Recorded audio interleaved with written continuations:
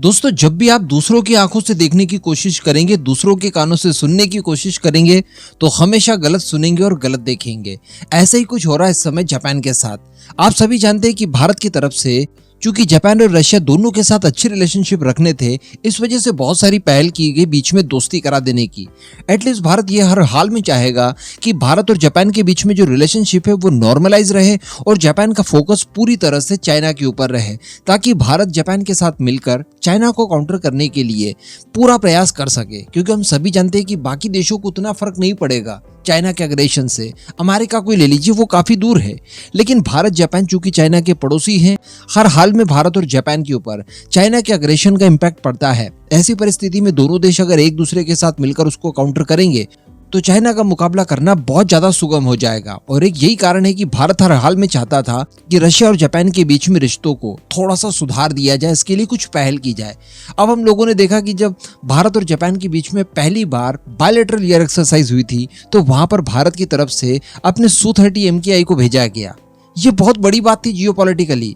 इतने बड़े बड़े इवेंट बार बार नहीं होते दुनिया के अंदर। ऐसा कर पाने वाला शायद भारत पहला देश बनेगा कि रशिया का कट्टर दुश्मन जापान, उसके यहाँ पर भारत रशियन एयरक्राफ्ट लेकर जाता है। और रशिया केवल एक प्रोटोकॉल के तहत थोड़ी सी चेतावनी जारी करता है कि देखिए भारत, थोड़ा सा ध्यान रखिएगा, इसकी जो RCS है Su-30 MKI के, वो जापान कहीं रिकॉर्ड ना कर ले। इसके अतिरिक्त किसी तरह का कोई भी बीच में मामला देखने के लिए मिला ही नहीं। और इस पूरे युद्ध के दौरान हम लोग देख पा रहे हैं कि रशिया और जापान के बीच में रिलेशनशिप काफी ज्यादा न्यूट्रल हो गए थे। ये रशिया यूक्रेन वॉर की बात की जाए तो शुरुआत में जैसे रशिया यूक्रेन वॉर शुरू हुआ, उस समय जापान की तरफ से बहुत ज्यादा भड़काऊ काम किए गए और रशिया के ऊपर प्रतिबंध भी लगा दिए गए। ऑयल गैस खरीदना बंद भी कर दिया गया। लेकिन धीरे धीरे चीजें नॉर्मल हुई और जापान की तरफ से वापस एनर्जी सोर्सेस खरीदने शुरू कर दिए रशिया से। तो ये बहुत अच्छा मोमेंट था जब रशिया को भी लगा कि ठीक है यार, जापान के साथ ज्यादा उलझना अभी इस समय सही नहीं है। देखिए वो हमसे एनर्जी सोर्सेस खरीदते जा रहा है। फिर भारत का इम्पैक्ट पड़ा तो काफी हद तक रशिया का ध्यान जापान के वहां से हटा ही दिया था।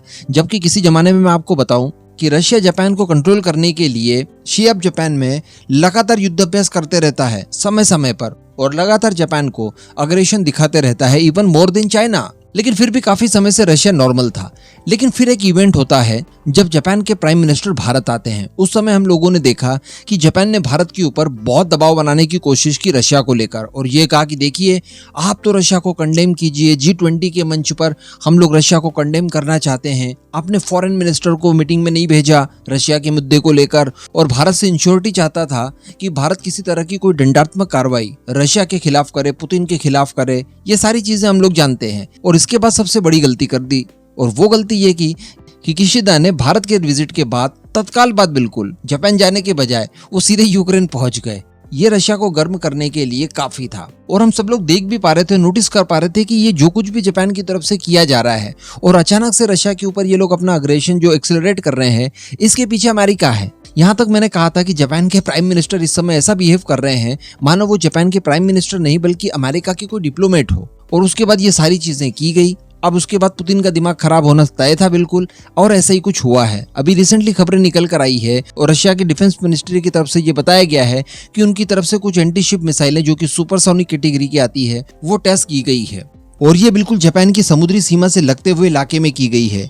इस समय टारगेट को 100 किलोमीटर दूर रखा गया था। सिमुलेशन में एक शिप रखा गया और उनके ऊपर मिसाइलें दागी गई, जो मिसाइलें पिन पॉइंट एक्यूरेसी से अपने टारगेट को मार गिराती है। बताया जा रहा है कि इसके लिए रशिया की तरफ से मॉस्किट क्रूज मिसाइल्स का इस्तेमाल किया गया, जो कि एंटी शिप मिसाइल्स है।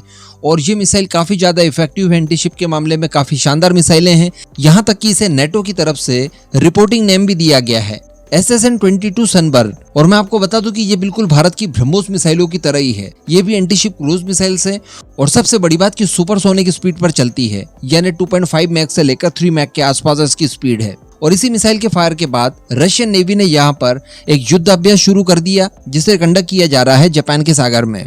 इसके बाद खबर में बताया जा रहा है कि जापान के रक्षा मंत्रालय की तरफ से अभी इसको लेकर कोई प्रतिक्रिया नहीं दी गई है। और इसके पीछे कारण बताया जा रहा है अमेरिकन नेवी की जो 7th फ्लीट है, उसकी तरफ से किसी भी तरह की कोई टिप्पणी तत्काल करने के लिए जापान को मना किया गया है। कहने का मतलब यहाँ पर अमेरिका सिचुएशन को देखेगा, उसके बाद जापान को बताएगा कि अब आगे क्या करना है। अल्टीमेटली यहाँ पर भी जापान अमेरिकन इन्फ्लुएंस के साथ ही काम करेगा। अमेरिका ही उसे बताएगा कि आपको जवाब क्या देना है, प्रतिक्रिया किस तरह की देनी है।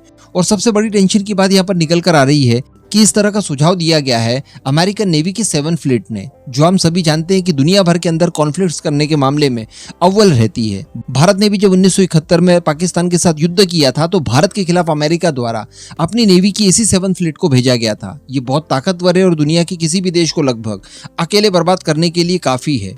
कहने का मतलब ये अमेरिकन नेवी की जो 7 फ्लीट है अब रशिया के आसपास कहीं ना कहीं ये जापान वाले सी में डिप्लॉय की जाएगी और उसके बाद टेंशन कई गुनी और बढ़ जाएगी। तो कहने का मतलब वही सारी चीजें फिर दोबारा से रिपीट हो रही है जिन चीजों को काफी ज्यादा पीछे छोड़ दिया गया था।